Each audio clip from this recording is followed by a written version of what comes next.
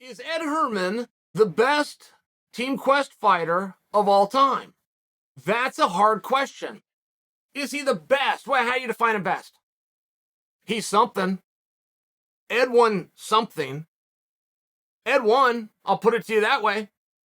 Ed Herman dates back to Team Quest to the very beginning. Team Quest used to be a legendary gym. I think that my opinion of your opinion of Team Quest is probably not quite in line. I think when you guys hear Team Quest, you think of the legendary gym. Right there with Shootbox. That's what I think. Right there with Militich MMA. That's what I think.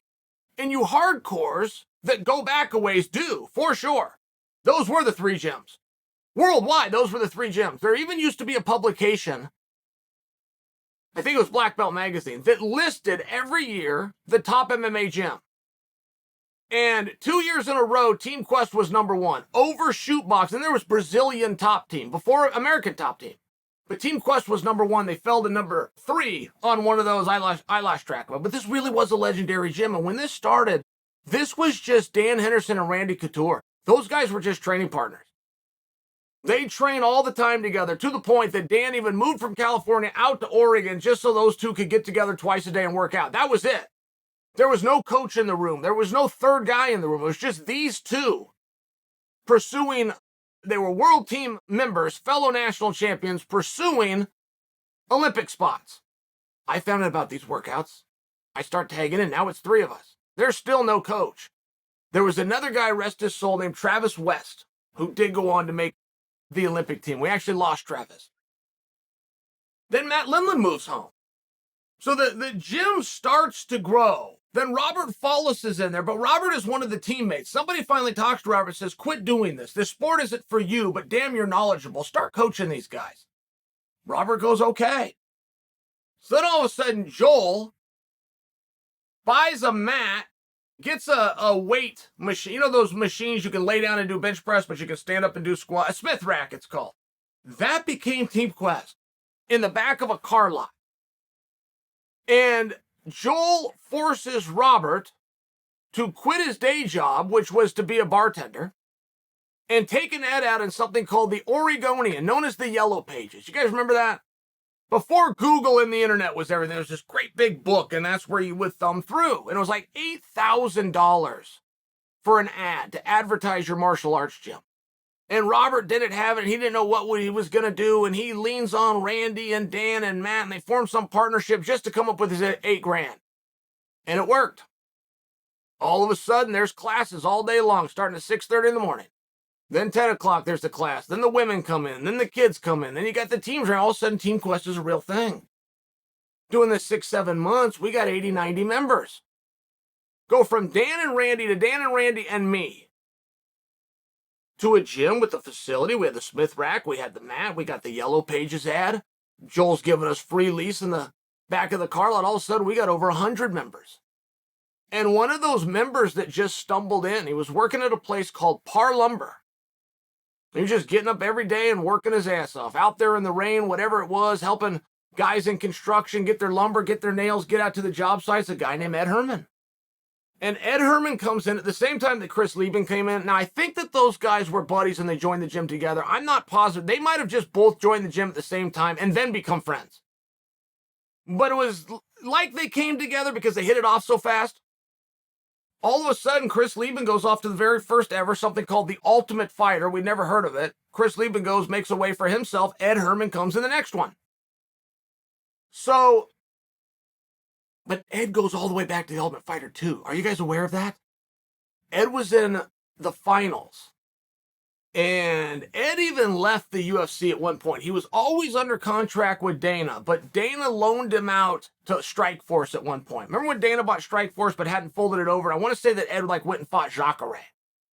But let me just back the tape up to 2017. 2017, I make my comeback.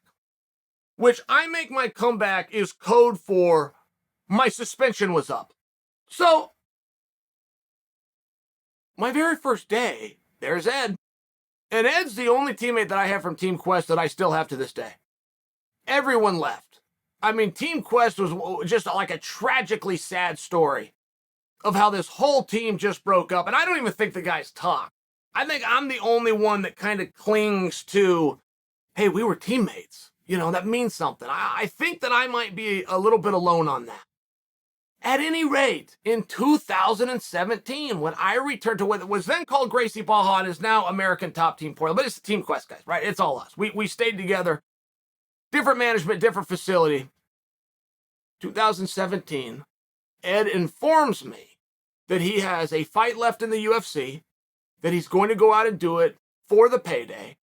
I want to say it paid him $58,000 to show up. I don't mean to talk Ed's business, but that's disclosed. You can get that stuff. Particularly back then, it was a little bit easier. There used to be a report that came out every single Monday and talked about fighter pay. And I think it was $58,000 to show.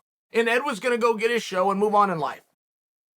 And Ed, I can't tell you, was a good boy, but he's a hell of a man. Ed is one hell of a husband, father, coach, member of the community. I mean, just a terrific guy.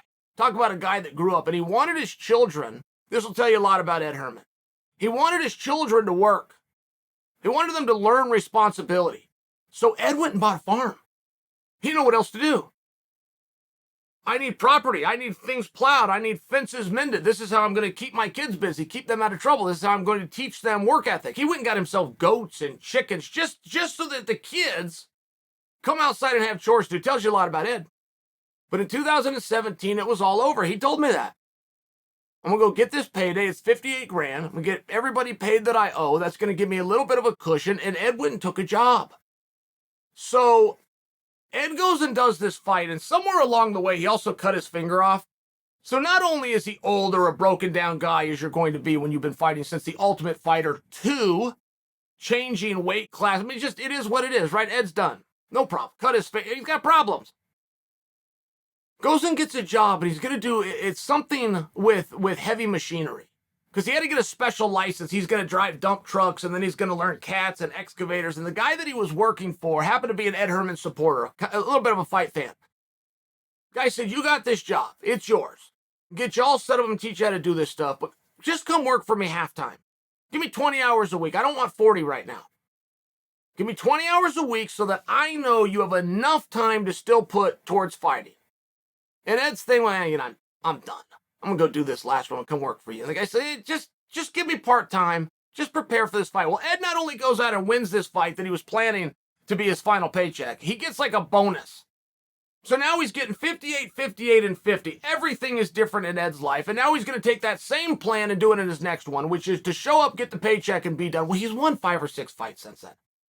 Like, there was something about alleviating that pressure from himself. There was something about going in there so carefree that made Ed extremely dangerous. He's literally won 5 fights since 2017. It might be 6. And every one, this is a secret. I hope Ed's not mad at me for telling, but every one was going to be his last one, and we all knew it. And for the better part of those fights, he trained like it was going to be his last. Then he goes out and wins. Ed Herman's one of these guys, he never gets tired. He never slows down. He's going to plot. He's going to come forward. He believes in himself. He comes up with a game plan. He sells himself on the idea, and he goes out there and kicks ass. And I'm telling you that because the Ed Herman story isn't done. But he definitely won. Is he the best Team Quest fighter ever? Well, best is an interesting word. Is he the most durable? Is he the longest lasting? Is he the one representative? Did he figure out a way to extend his career? Was he more responsible? There's a lot of compliments that you can give him. I don't know which one it is, but as far as it pertains to Ed Herman and Team Quest, I'll tell you this, he won.